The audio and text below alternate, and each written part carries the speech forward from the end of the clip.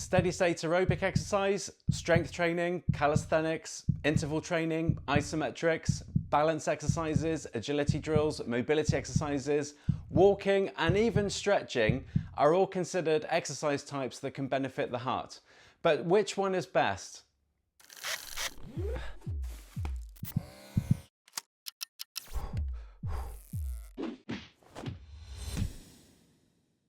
Hi everyone, and welcome to Exercise for Health, and in this video I will count down my top 10 exercise types for heart health.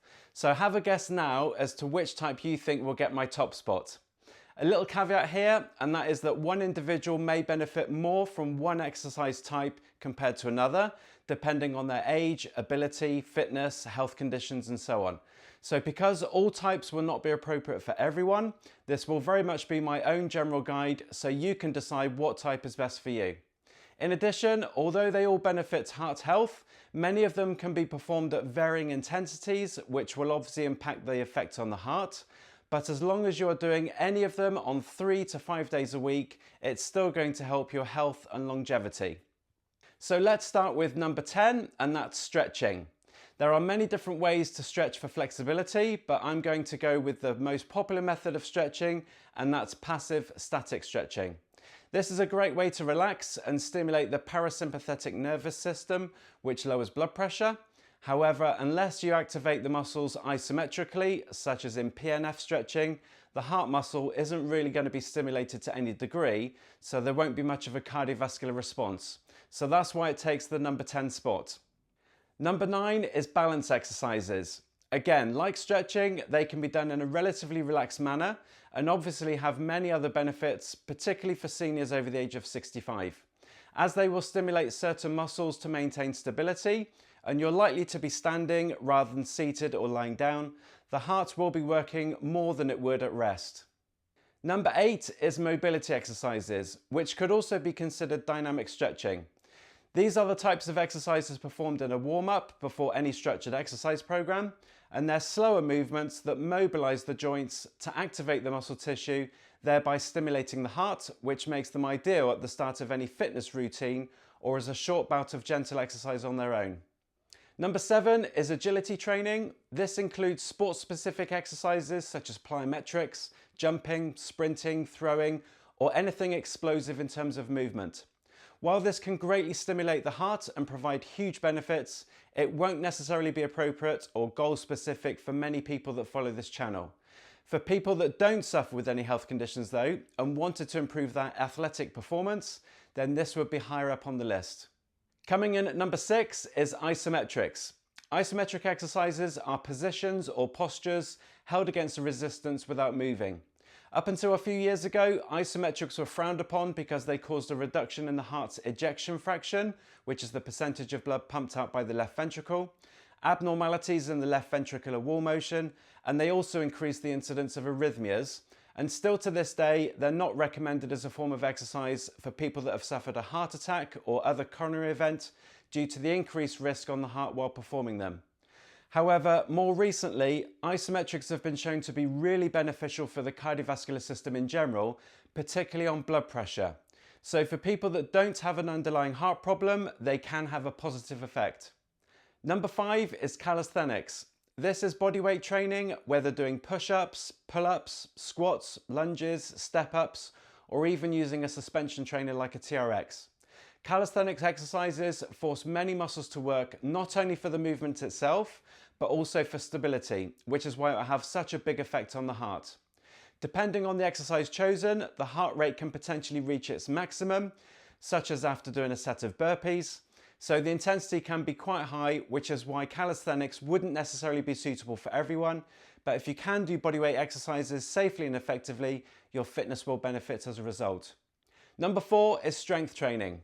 Where calisthenics uses your body weight as a resistance to the movement, strength training can use free weights, resistance bands, or even machines that you'll find in a gym to provide a level of resistance which makes it more accessible for most when compared to calisthenics, as the intensity can be taken to a lower and safer level.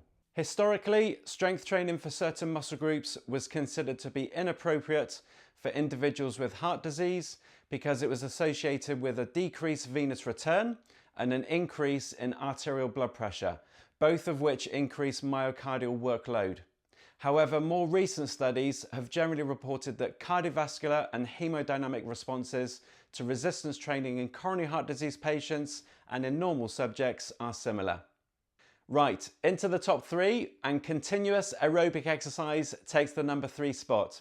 This can be swimming, cycling, jogging, rowing, dancing, climbing, taking part in a group fitness class, or any other form of exercise that can be sustained for a period of time, ideally 20 minutes or more, where you feel a bit breathless. The term cardio is also used for aerobic exercise, referring to the heart, and this is generally the type of exercise that many governments will recommend everyone does for 150 minutes a week or more because of the long-term benefits on health in general, but particularly for heart health. Aerobic exercise can be adapted for each individual, so the intensity or type can be adjusted accordingly, and it will be accessible for most people. Walking comes in at number 2, and although this could be added as another form of aerobic exercise at number 3, I wanted to give walking its own position because it will be more accessible for so many more people. Unless you are physically unable to walk, you don't need any equipment to do it. It can be done anywhere and at any time, and it's free. When you simply ask an AI engine what is the best exercise, they generally come up with walking. You can vary the length of time that you do it from seconds to minutes or even hours, vary the terrain or incline, vary the speed or intensity, and in many cases get outdoors in some natural light. Research by the European Journal of Preventive Cardiology looked at studies involving more than 200,000 people and found that walking as few as 2,500 steps a day reduced the risk of mortality from heart and circulatory diseases, and that's why it takes the number 2 spot. So, my number 1 exercise type for improved heart health is interval training. This can take the form of high intensity interval training, known as HIIT, or low intensity interval training, known as LIT. Interval training involves exercising with bouts of relatively more intense work, then either resting or exercising at a much lower work rate to allow for recovery before repeating the higher work rate again. It's a bit like the continuous aerobic exercise broken into many small pieces, but where you can work at a higher rate of intensity, varying the heart's response. This method of exercise training can improve various aspects of the heart function, including increased stroke volume, which is the amount of blood pumped on every heartbeat, thereby reducing the heart rate at any given workload. It also improves the strength and elasticity of the heart muscle wall, which results in more powerful contractions, and it significantly increases blood plasma volume, which enhances both the transport of oxygen to the body and the body's ability to regulate temperature. For people that have suffered a heart attack or have a heart condition, then a low intensity interval program is likely to be prescribed for cardiac rehabilitation in a circuit format, and it's also frequently used for people with respiratory conditions and even neurological conditions at a very low level. So the exercise intensity and recovery periods can be varied depending on the ability and needs of the individual.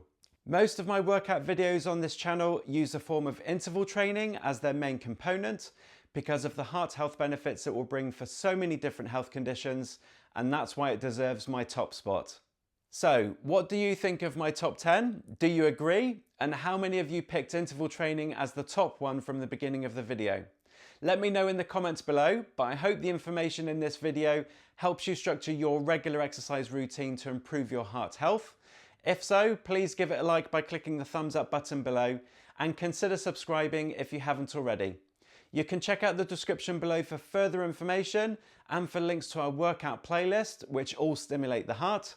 But thank you so much for watching, and until next time, stay active and keep moving to feel better.